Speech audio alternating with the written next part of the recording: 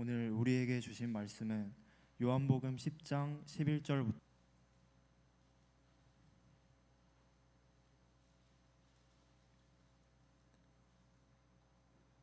나는 선한 목자라.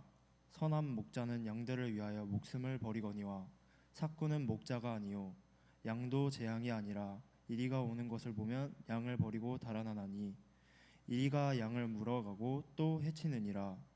달아나는 것은 그가 삭군인 까닭의 양을 돌보지 아니함이나 나는 선한 목자라. 나는 내 양을 알고 양도 나를 아는 것이 아버지께서 나를 아시고 내가 아버지를 아는 것 같으니 나는 양을 위하여 목숨을 버리노라. 또 이 우리에 들지 아니한 다른 양들이 내게 있어 내가 인도하여 할 터이니 그들도 내 음성을 듣고 한 무리가 되어 한 목자에게 있으리라. 내가 내 목숨을 버리는 것은 그것을 내가 다시 얻기 위함이니 이로 말미암아 아버지께서 나를 사랑하시느니라. 이를 내게서 빼앗는 자가 있는 것이 아니라 내가 스스로 버리노라. 나는 버릴 권세도 있고 다시 얻을 권세도 있으니 이 계명은 내 아버지에게서 받았노라 하시니라. 살아계신 하나님이 오늘 주신 말씀입니다. 참 잘하셨습니다. 우리 김현우 성도님 떨리고 힘들 텐데 선포된 그 말씀이 저도 여러분도 살리는 생명의 말씀 되시기를 주님의 이름으로 축복합니다. 요한복음 10장 우리 11절 이하의 말씀으로 나는 선한 목자라는 제목으로 하나님의 말씀을 나누겠습니다. 사순절 세 번째 주일이 됐는데요, 우리 그동안에 요한복음에 나오는 에고 에임이 나는 무엇이다 라고 하는 시리즈로 지금 말씀을 나누고 있습니다. 오늘은 나는 선한 목자라 라고 하시는 예수님의 강력한 선언을 우리가 함께 나누려고 합니다. 먼저 말씀을 들어가기 전에 한 분을 좀 소개해드리고 말씀을 계속 나누려고 합니다. 지난 금요일 일제강점기 시절에 순국 선열들의 이 항일운동의 뜻을 기리는 3.1절 기념일이 있었습니다. 105주년이 되었습니다. 일제강점기 시절이요, 얼마나 순환이 많았습니까? 갖은 고초와 갖은 불의와 그런 여러 가지 위협 가운데서 의롭고 순결한 길을 묵묵히 걸으셨던 보석과 같은 분들이 많이 있습니다. 뭐 대표적으로 유관순 열사 3.1절 떠오르죠. 근데 그 얼굴뿐만 아니라 많은 분들이 수고하고 애쓰고 이런 희생의 삶을 사셨는데 그 중에서 오늘 한 분을 소개하려고 그래요. 우리 모두가 너무너무 사랑하고 존경하고 그리고 그분의 길을 따르기를 원하는, 이분이 독립운동가에 있다는 사실을 좀 놓치고 계시는데요, 철저하게 독립운동가로 살아가셨던 주기철 목사님을 여러분들께 소개합니다. 주기철 목사님은 1938년 2월에 신사참배 그것을 거부했다는 이유로 당시 사회 질서를 어지럽게 한다는 죄목으로 투옥되셨습니다. 사회 질서를 어지럽게 한다. 이후에 1944년 옥에서 숨을 거두시기까지 7년 동안 4번에 걸쳐서 투옥과 출소를 반복하시면서 끔찍한 고문과 그리고 이 배교에 대한 회유를 강하게 당하셨습니다.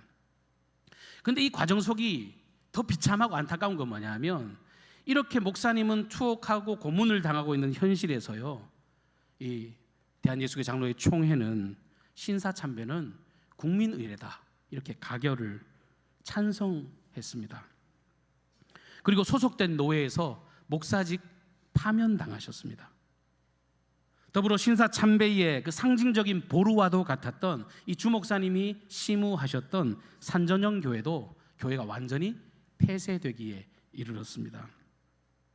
1944년 4월 20일에 마지막 이 부인과 대면하셨을 때 여보, 내가 네 하나님께 가면 조선교회를 위해서 계속 기도하겠다 이렇게 말을 남기시고 그 이튿날 내 영혼의 하나님이여 나를 붙들어 주십시오라고 하는 그 외마디 기도를 남기시고 외롭고 차디찬 감옥에서요 향년 47세의 짧은 인생을 마감하셨습니다.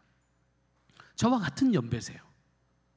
여러분, 그 젊은 날, 꽃다운 날, 할 일 많고 영향력을 드러낼 그 날에 그분은 이렇게 돌아가셨습니다.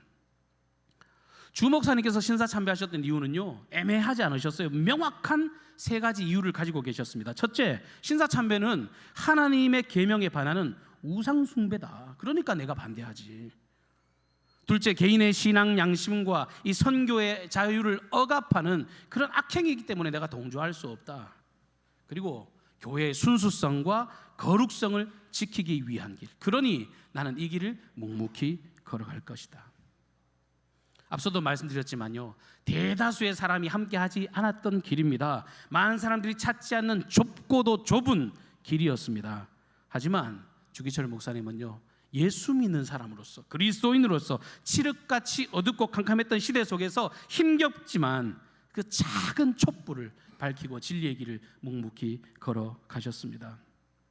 외롭지만 쓸쓸했지만 바른 믿음의 길이 이것이다라고 그 선택을 통해서 그 숭고하신 뜻을 이루었고, 오늘 저와 여러분들이 그 목사님의 뜻을 생각하면서 감사하고 기뻐하는 것 아니겠습니까? 근데 여러분, 주기철 목사님께서 이렇게 살아가셨던 이유가 뭘까요? 그분이 무슨 신념이 대단하고 그분이 의지가 대단하고 그분은 뭔가 좀 특출난 어떤 재능이 있었기 때문에 이런 일이 가능했을까? 결단코 그렇지 않습니다.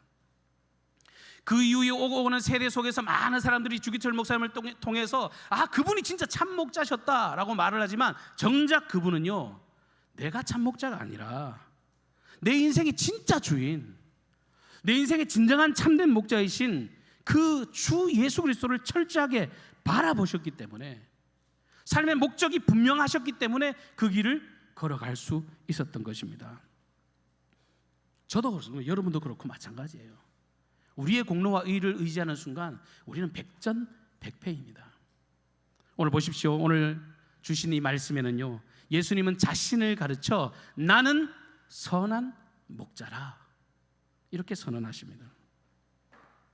선한 목자가 있다면, 목자와 대비되는 게 양이죠.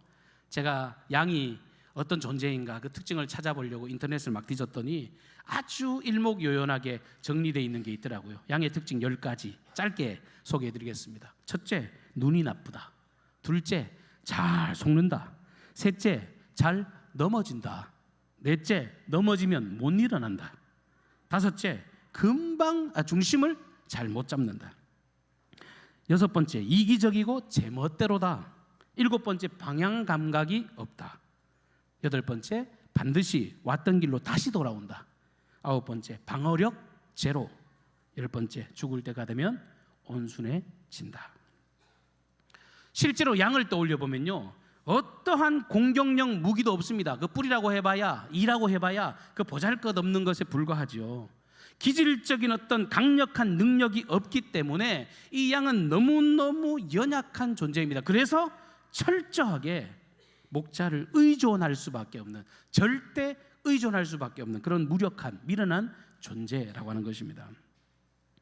그렇다면 이런 미련한 양들에게 최고의 목자가 되려면, 선한 목자가 되려면 여러분 어떤 역할을 하면 될까요? 여러분, 그렇게 어려운 일이 아닙니다. 그냥 한마디로 푸른 초장, 쉴만한 물가로만 인도해도 좋은 목자, 참 좋은 목자라고 인정받을 수가 있습니다. 사자나 곰이나 이리로부터 그 외적인 공격으로부터 잘 보호해주고 안전하게만 잘 지켜주면 그거 100점짜리 목자임에 틀림없습니다. 근데 예수님은 이 목자의 특징, 자신이 선한 목자라고 하면서 정작 예수님이 말씀하신 이 선한 목자의 특징에는 전혀 이것과는 상관이 없습니다. 오늘 주님은 분명히 이렇게 말씀하시지요. 선한 목자란 양을 위해 목숨을 버리는 데 있다. 진짜 선한 목자가 뭐냐? 내가 선한 목자인데 이 선한 목자는 양을 위해 자신의 목숨을 버린다라고 말씀하고 있습니다. 실제로 우리 주님이 그렇게 행하셨잖아요. 힘없는 양떼들을 위해서, 저와 여러분 같은 이 양떼들을 위해서 선한 목자이신 주 예수님은 기꺼이 자신의 목숨을 버리셨습니다. 온 인류의 죄를 대신 지고 십자가에 달려 죽으셨습니다. 그것도 예수님이 잘못해서 죽은 죽음도 아니잖아요. 대속의 죽음입니다. 양떼들의 잘못을 지고 주님이 대신 죽으셨습니다. 예수님이 사실 공생의 사역을 처음 시작하셨을 때 그 당시에 최고 인기 있던 사람이 누구였냐면 세례 요한이었거든요. 세례 요한이 광야에 외치는 자의 소리로 정말 앞서 정말 여러 가지 사역들을 감당하면서 이 시대의 마지막 선지자로서의 역할을 감당하고 있었는데, 정작 이 세례요한은 그 인기를 자기가 누리지 않고 주 예수님이 지나가실 때 손을 들어 주님을 가리키면서 사람들을 향해서 큰 소리로 외칩니다. 보라, 보라, 세상 죄를 지고 가는 하나님의 어린 양이다. 너희들이 눈을 들어서 봐라, 저분이야말로 세상 죄를 지고 가실 하나님의 어린 양, 희생의 양이 되신다라고 말씀합니다. 예수님 당시의 사람들, 예수님의 기적과 이적을 보면서 많이 뒤따랐습니다. 사실 주님을 바라보면서 큰 만족을 얻었습니다. 근데 그들이 생각한 건요, 그냥 일반적인 목자 정도 취급한 거예요. 오병이어의 기적을 통해서 잘 먹이고, 어떤 기적을 통해서 배부른 것을 맛보게 하고 먹여주고, 뭐 아프면 치유해주고, 죽은 자를 살리면서 이거 뭐 사람의 능력을 뛰어넘는 엄청난 표적을 가진 분이구나, 남다른 능력자로구나, 좋은 선생님이로구나. 한 번도 다른 선생들에게 들어보지 못했던 그 말씀의 매료가 돼서 신선한 가르침을 통해서 많은 사람들이 주님을 따랐습니다. 근데 정작 예수님은요, 그렇게 많은 일들을 행하시고 수많은 가르침을 주시고 나서도요, 정작 주님은요, 이거 목자의 역할이 다가 아니야 라고 말씀하고 있는 겁니다. 이게 목자의 역할이 아니다. 더 나아가서 이 양떼들을 위해서 기꺼이 자신의 목숨을 내어주는 것, 심지어 자신을 배반하고 등에 칼을 꽂고 온갖 추악한 죄악으로 자신을 외면하는 모든 죄인들을 위해 주님은 죽으심으로 그 선한 목자의 능력을 드러내셨습니다. 이사야 53장 5절과 6절 말씀입니다. 그가 찔림은 우리의 허물 때문이요, 그가 상함은 우리의 죄악 때문이라. 그가 징계를 받음으로 우리는 평화를 누리고 그가 채찍에 맞음으로 우리는 나음을 입었도다.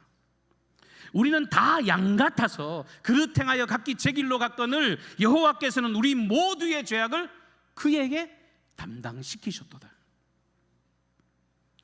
여러분, 주님이요, 다 양 같아서 그릇 행해서 각기 제 길로 가는 그 사람들을 위해 죽으셨다라고 말씀합니다. 이런 선한 목자와 달리, 이렇게 양떼를 위해서 자신의 몸을 바치고 목숨을 바치는 선한 목자와는 달리, 반면에 주님은 삭군과 같은 목자도 있다라고 말씀하고 계세요. 우리가 많이 들어 알고 이 삭군이라는 말을 많이 인용하고 있습니다만, 사실요 여러분들, 삭군이라는 말을 우리가 많이 씁니다만 그렇게 부정적으로 쓸 말은 아니에요. 우리가 막 부정적으로 인식하고 있어서 그렇지, 삭군이라는 말이 그렇게 나쁜 말은 아니잖아요. 왜? 말 그대로 받은 상만큼, 어떤 돈의 값어치만큼 일한다는 뜻이니까요, 이렇게 나쁜 이야기가 아닙니다. 요즘은요, 받은 상만큼 열심히 일하면요 프로라 그래요. 프로야구 선수들 보세요. 돈의 값어치만큼 일하니까 프로라고 소리 듣지 않습니까? 요즘같이 불성실한 사람들이 많은 시대에 소위 삭군 그러면 여러분 그래도 잘 살아가는 겁니다. 받은 값어치만큼 일해도 충분히 성실하다는 소리 들을 수 있단 말이에요. 근데 우리 주님께서는요, 굳이 선한 목자와 삭군을 구별하고 계십니다. 여러분, 그 차이가 뭘까요? 바로 이 양떼를 위한 진정한 마음이 어느 선까지 있는가라고 하는 것, 그것이 가장 큰 차이라고 하는 겁니다. 돈을 위해서 양을 치는 사람, 돈에 눈이 멀어서 양떼를 치는 사람, 아니면 양의 유익을 위해서, 그 양떼들의 안위와 양떼들의 평안함을 위해서, 심지어 자기의 목숨까지도 양떼를 위해 줄 수 있는 그 정도의 가치가 이 삭군과 선한 목자의 차이인 겁니다. 여러분, 실제로 삭군들이 양을 칠 때 어떻게 칠 것 같으세요? 막 양떼를 치다가 한 마리가 사라집니다. 누가복음 15장에 나오는 것처럼 잃어버린 한 마리 양이 있다 쳐요. 그러면요, 아이고 처음에는 너무 속상하고 뜨끔하겠지만 대부분의 사람들은 그럴 거예요. 아이고 이게 또 이놈이 또 나갔네. 아이고 또 재수 없어서 또 재산 또 손실 났네. 그러면서 그저 그냥 동계산하기 바쁩니다. 이 손실을 어떻게 하면 내가 채울 수 있을까? 더 다른 양을 잘 교배 붙여서 새끼 쳐가지고 그 잃어버린 것만큼 내가 더 찾아야지. 그런 계산을 하는 사람이 삭군이라면, 선한 목자는 달라요. 일이나 곰이나 사자가 찾아와서 이 양떼를 잡아먹기 위해서 다가오면 삭군은요, 아이고 이건 무서운데 내가 먼저 도망가야 되겠다고 꽁무니 빼고 달아나는 게 삭군이란 말이에요. 그 과정에서 버림받은 양들은요 처참하게 죽임을 당합니다. 예수님께서 오늘 삭군에 관한 말씀을 주십니다만 사실 이들이 누구인가? 예수님 당시에 이 서기관과 바리새인들을 여러분 예수님은 지적해서 말씀을 하고 계신 겁니다. 서기관과 바리새인들요 종교 지도자들입니다. 여러분 겉으로 보면요 굉장히 경건한 사람들입니다. 다른 사람들의 유익을 위해서 좋은 가르침과 좋은 길을 제시하는 엄청나게 아름다운 가르침을 가진 사람들입니다. 하나님의 말씀을 달달달 외우고요 정말 11조 같은 경건의식도 여러분 얼마나 잘 감당했는지 모릅니다. 의복조차도 일반인들과 다르게 화려하게 갖춰 입고 다녔고 누가 보더라도 차별되고 구별된 모습으로 사람들에게 다가서서 존경을 받기를 원했고 실제로요 그 모습을 통해서 많은 사람에게 존경을 받기도 했습니다. 근데 이들의 행위는요 그럴듯해 보일지 몰라요. 경건의 모양은 그렇게 갖추었을지 몰라도 그 속에는 그저 자기를 위한 탐욕, 다른 사람들을 이용해서 자기를 채우려고 하는 그 이기적인 목적, 사람들을 수단 삼아 그 모든 종교적인 일들을 행했다라고 하는 것입니다. 사람들의 영혼을 하나님께로 인도하는 것에 관심 없습니다. 어떻게 하면 돈이 될까? 그래서 사람들이 듣기 좋은 소리만 하는 거예요. 양떼들이 듣고 싶어하는 소리, 양떼들이 먹고 싶어하는 거 그것만 찾아가지고 그저 달콤한 소리, 그저 자기 밥그릇만 챙기게 급급한 소리. 교훈과 책망과 바르게 함과 의로 교육하기에 유익한 하나님의 말씀인데요 양떼를 죽이는 일인데 그것을 말하는 것을 꺼려합니다. 실제 백성들은 자신들의 영적인 삶을 그 종교 지도자들에게 의존하고 맡겼잖아요.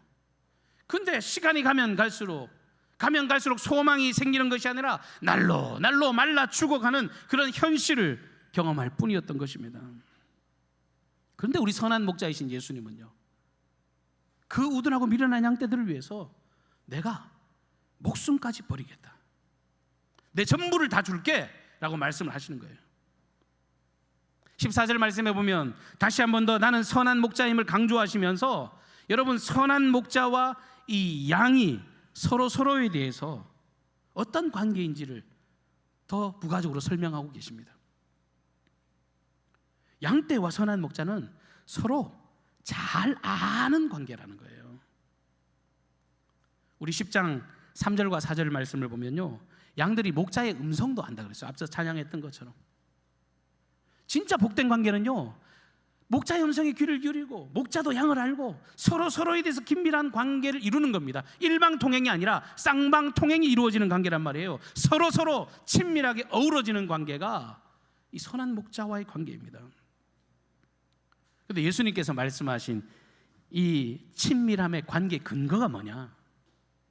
이 선한 목자와 양떼가 이렇게 서로 잘 알고 긴밀하고 끈끈한데 그 근거가 도대체 뭐냐? 다름 아니라 성부 하나님과 성자 예수님과의 친밀함처럼 그런 관계를 우리에게 이루어 주시겠다는 겁니다. 본문 15절입니다. 아버지께서 나를 아시고 내가 아버지를 아는 것 같으니 나는 양을 위하여 목숨을 버리노라. 할렐루야. 아버지께서 나를 아시고 내가 아버지를 아는 것처럼 나는 너희들을 위해서 목숨을 버리겠다. 그저 불쌍히 여기는 마음요 우리들도 어느 정도 할 수 있어요. 흉내 낼 수 있어요. 불쌍한 마음 가지는 거 사람들이 어찌 보면 자연스러운 속성일지 몰라요. 주님이 만일 그냥 불쌍히 여기는 마음 정도로만 우리를 생각하셨다면 결단코 이 우둔한 양떼를 위해서 목숨까지는 버리지 않으셨을 겁니다. 예수님의 관심, 예수님이 행하신 그 놀라운 삶의 비밀이 뭡니까? 예수님의 오심은, 그분의 죽으심은 다름 아니라 성삼위 하나님의 온전한 연합을 이 죄인된 인생에게 보여주시기 위함입니다. 온 인류를 사랑하셔서 이들을 구원해야 되겠다라고 하는 그 하나님의 놀라운 구원의 계획을 실현하기 위해서 주님이 몸소 이 땅에 오셔 죽으신 사건이 바로 십자가 대속의 죽음인 것입니다. 그래서 뭘 이루어요? 결국은 하나님 아버지와 예수 그리스도께서 끈끈이 사랑해서 친밀한 관계를 이루신 것처럼 성부와 성자와 성령이 함께 내주하시며 거하시는 것처럼 예수님이 결국은 이 대속의 죽음을 통해서 죄인된 우리가, 하나님과 원수된 우리가 다시금 하나님과 화목해지고 잃어버린 하나님의 형상을 되찾고 정말 하나님의 놀라운 나라를 우리 속에 이루어가게 하기 위해서, 정말 서로 친밀한 관계를 이루게 하기 위해서 주님은 그 관계 회복을 위해서 이 땅에 오신 것입니다. 죄인 중에 괴수와 같은, 에베소서에 나오는 말씀은요, 우리가 죽을 수밖에 없는 죄인이라고 말하고 있지 않아요. 우리는 이미 죽은 죄인이라고 말하고 있습니다. 시체 덩어리입니다.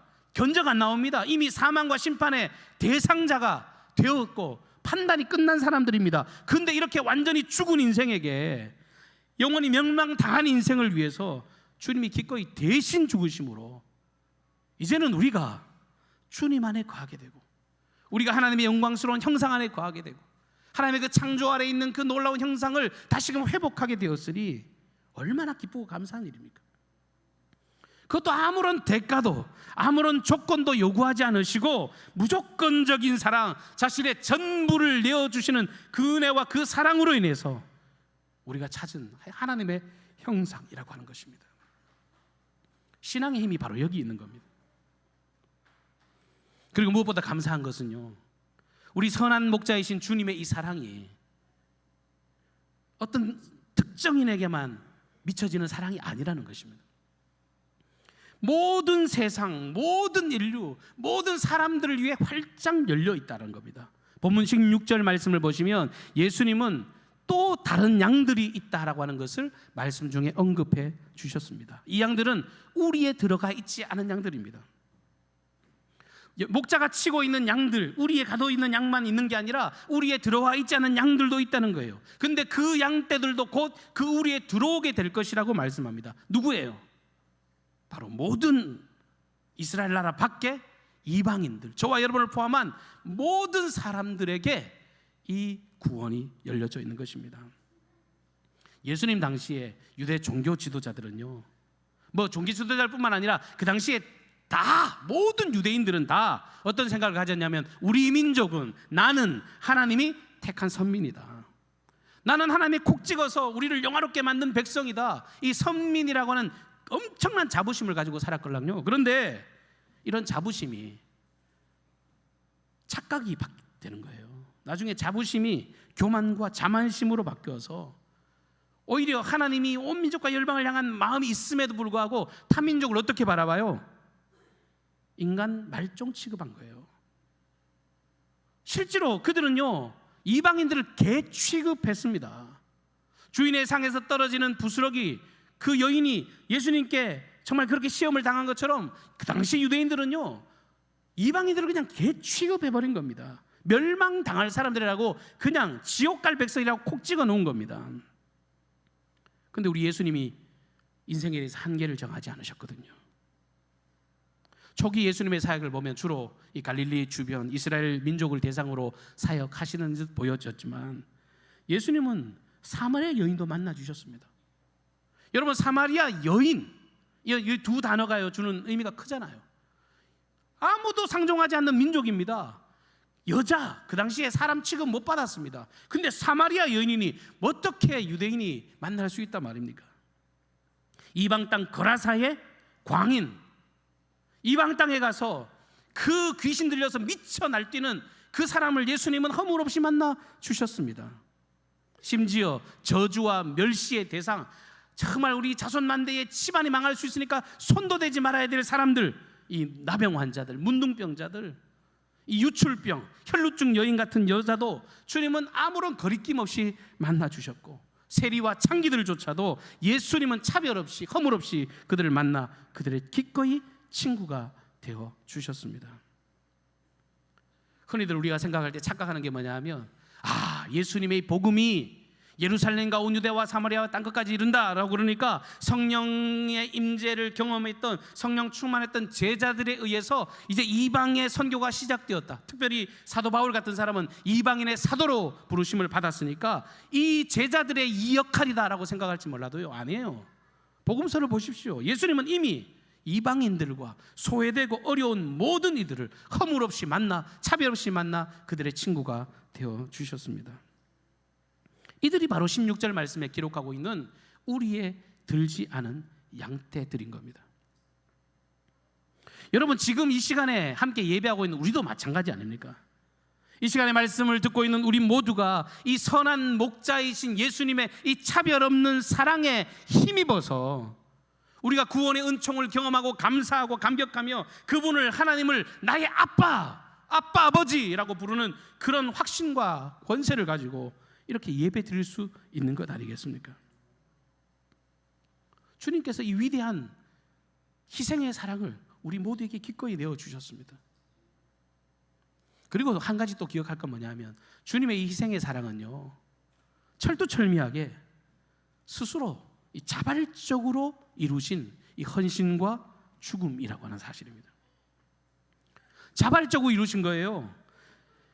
뭐 역사를 보고 역사적 예수를 우리가 연구하다 보면, 예수가 사랑하는 제자 가룟 유다에게 배신당했지, 유대 종교 지도자들의 그 어떤 이기심과 시기심 때문에 그 예수님이 괘씸죄에 걸려서 십자가에 죽으셨지, 폭군으로 변한 유대인들에 의해서 죄인이 됐고 총독 빌라도에 의해서 심판을 받고 십자가를 지고 죽었지. 여러분, 그렇게 보여집니다만 성경을 가만히 한번 읽어보십시오. 복음서를 찬찬히 읽어나가 보시면요, 이 십자가 대속의 죽음의 과정은요, 철두철미하게 다른 사람에 의해서 이루어지는 것이 아닙니다. 철저하게 주님이 자발적으로 진 사건임을 성경은 기록하고 있습니다. 오늘 18절 말씀에도 이미 선한 목자이신 주님은 자신의 죽음을 예고하시면서 이렇게 말씀하시지요. 이를 내게서 빼앗는 자가 있는 것이 아니라 내가 스스로 버리더라.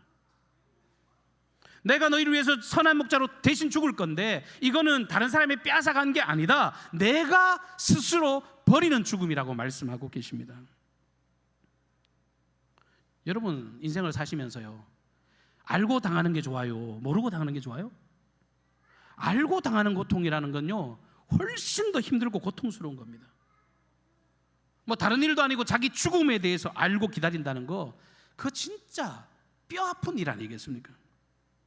실제로 예수님께서 이 인생으로 오셨기 때문에, 참 하나님이심이지만 참된 인간으로 오셨기 때문에 그 고통과 그 아픔이 너무너무 힘들고 어려워서 겟세마네 동산에서 기도하실 때 땀방울이 핏방울로 변할 정도로 주님은 간절히 기도하셨습니다. 절규하셨습니다. 할 수 있거든 이 잔을 내게 옮기시옵소서 기도했습니다. 그런데 그 기도로 끝난 게 아니잖아요. 주님 뭐라고 말씀하십니다.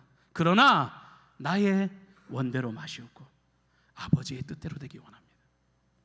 그러나 나의 원대로 마옵시고 아버지의 뜻대로 되기를 원합니다. 그러면서 자발적으로 그 순환의 현장 가운데 나아가셨습니다. 체포되는 과정에서도 주님은 당당하게, 주님은 그들에게 정말 아무런 대항 없이 잡혀주셨습니다.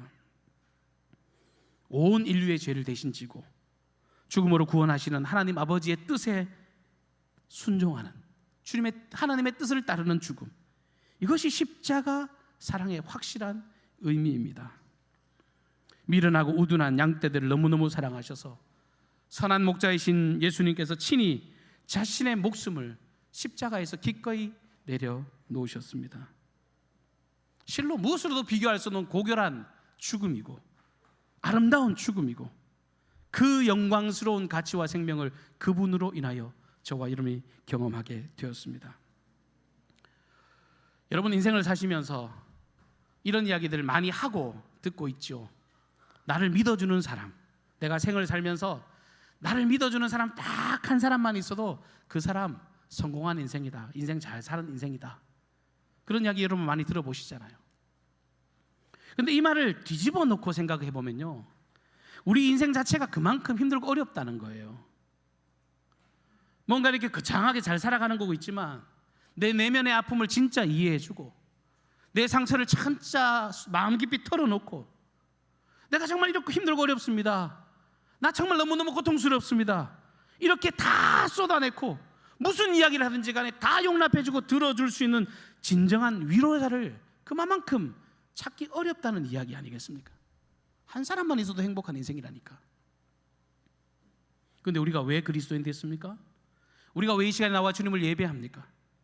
내 모든 허물과 내 모든 아픔을 이해하시는 정도가 아니라 나를 위해서 내가 지은 죄까지도 묻지 않고 내 모든 것들을 다 대신 지시고 조건 없이 아무런 이유 없이 날 위해서 버리신 그 사랑, 나의 공로와 조건을 바라보는 것이 아니라 그저 내 생긴 모양 그대로 있는 모습 그대로 나를 받아주시는 그 선한 목자이신 예수님을 만나게 되었다면 그보다 더 가치 있고 그보다 행복한 인생이 어디 있겠냐 말이에요. 여러분, 이 사랑을 믿음으로 고백하실 길을 주님으로 축복합니다. 우리를 위해 자신의 전부를 내어주신 구원자 예수 그리스도를 묵상하면 묵상할수록 우리가 어찌 찬양하지 않을 수가 있겠습니까? 예수님의 십자가를 기억할 때 어찌 감사가 우리 입술에서 떠날 수 있겠습니까? 우리 사랑하는 강경중앙교 성도 여러분, 정말 간절히 사모하고 바라기는 나는 선한 목자다, 그 예수님의 선언을 그냥 의미 없이 받아들이는 것이 아니라 그래, 저분이야말로 나를 위해서 기꺼이 목숨까지도 버리실 사랑의 주님이시지, 그 주님의 사랑이 나를 살게 하고 나의 삶의 유일한 능력이라고 십자가의 위대한 능력을 날마다 의지하고 평생 그 하나님의 위대하심을 찬양하고 예배하는 저와 여러분이 되시기를 주님의 이름으로 축복합니다. 사랑과 은혜가 풍성하신 하나님 우리 아버지, 나는 선한 목자라 우리에게 외치시며 우리를 하나님과의 복된 관계의 자리로 회복시키기 위해서 길을 열어주신 주님의 은총을 찬양합니다. 죄인된 인생이지만 이제 담대하게 은혜의 보좌 앞으로 담대하게 걸어갈 수 있는 생명의 길을 활짝 열어주심도 감사를 드립니다. 그리스도인다운 영적인 자존감으로 승리케 하여 주시고 과연 세상이 감당치 못할 힘과 능력과 권능을 만방가운데 드러내는 믿음의 사람들이 되게 하여 주옵소서. 우리는 하나님을 아바 아버지라 부르는 자녀의 특권을 가졌습니다. 하나님과 모든 것을 아버지 듣고 나누는 그런 복된 하나님의 가족이 되었습니다. 하나님 아버지, 선한 목자이신 주님의 음성을 듣게 하여 주시고 또한 우리의 모든 깊은 아픔을 이해하시는 그 생명의 주님이 나를 알고 계신다는 그 소망과 확신으로 주어진 삶을 날마다 승리함으로 걷게 하여 주옵소서. 늘 이 말씀 앞에서 승리케 하여 주시고 이 사순절 시기를 의미 없이 보내는 것이 아니라 오늘도 내일도 십자가의 위대한 능력으로 온전히 승리하는 강경중앙의 모든 권속들 되게 하옵소서. 모든 삶을 주님께만 의탁하옵고 예수님의 존귀하신 이름으로 축복하며 기도하옵나이다. 아멘. 우리 찬송 569장 함께 찬송 드리시면서 우리 봉헌하시겠습니다. 다 같이 자리에서 일어나셔서 우리 믿음으로 찬양하겠습니다. 선한 목자 되신 우리 주 항상 인도하시고 푸른 풀밭 좋은 곳에서 우리 먹여주소서. 선한 목자 항상 인도하소서. 선한 목자 그새 주여 항상 인도하소서. 양의 문이 되신 예수여 우리 영접하시고 길을 잃은 양의 무리를 항상 인도하소서.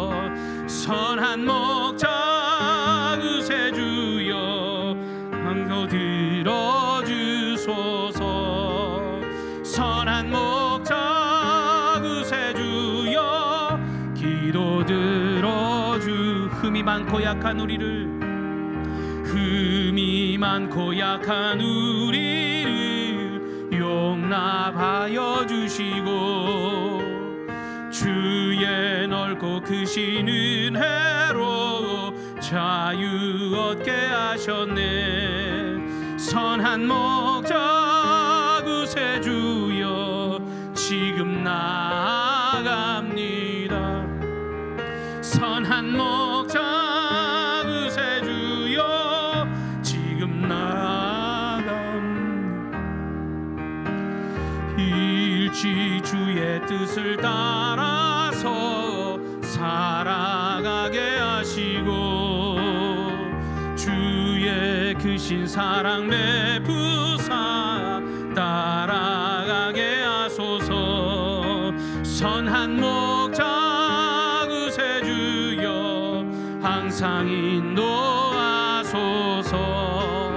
선한 목자 그새 주여 항상 인도하소서.